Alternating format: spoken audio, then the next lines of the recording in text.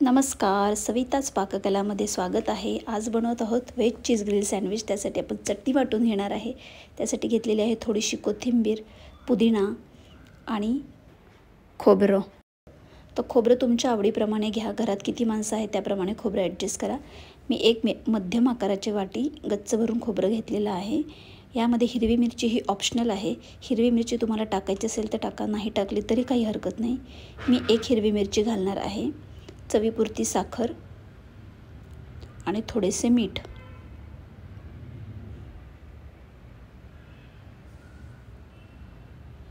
तर अशा प्रकारे चटणी वाटून घेऊया। आता सँडविचसाठी लागणारे साहित्य बघूया। यामध्ये मी घेतलेला आहे कांदा। तर कांदा हा ऑप्शनल आहे। कांदा तुम्हाला घालायचा असेल तर घालू शकता, नाही घातलात तरी काहीच हरकत नाही। काकडी, टोमॅटो, किसलेलं गाजर, व्हीट ब्रेड आणि आत्ता आपण वाटून घेतलेली ही चटणी, चीज स्लाइस, मेयोनीज आणि सॉस पण तुम्हाला हवा असेल तर घ्या, नाही घेतला तरी हरकत नाही। तर सर्वप्रथम मी गाईचं तूप घेतलेलं आहे, ते मी पूर्ण ब्रेडलाच लावून घेतलेलं आहे।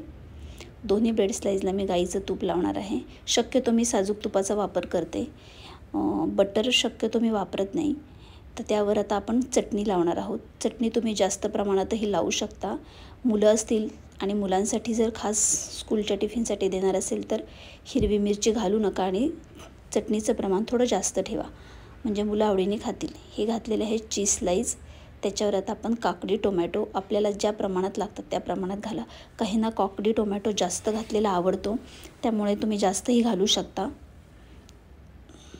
कांदा, किसलेलं गाजर, काकडी टोमॅटो जशी आवडते तशी टाका।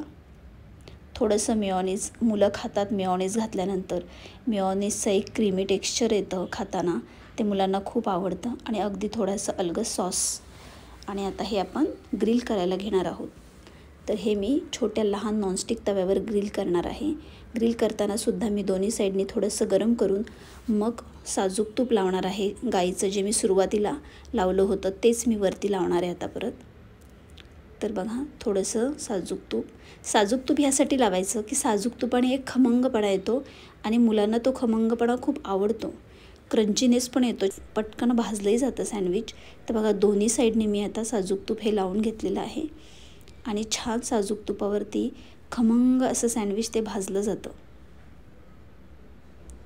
तर बघा, आता मी उलटं करते। बघा किती छान त्याला तांबूस रंग आलेला आहे आणि हे छान ग्रिल झालेलं आहे बघा। तर अशा पद्धतीने ग्रिल झाल्यानंतर ते छान टोस्ट पण होतं। क्रंचीनेस आल्यानंतर मुलं आवडीने खातात। तर बघा, आपलं सँडविच आता तयार झालेलं आहे।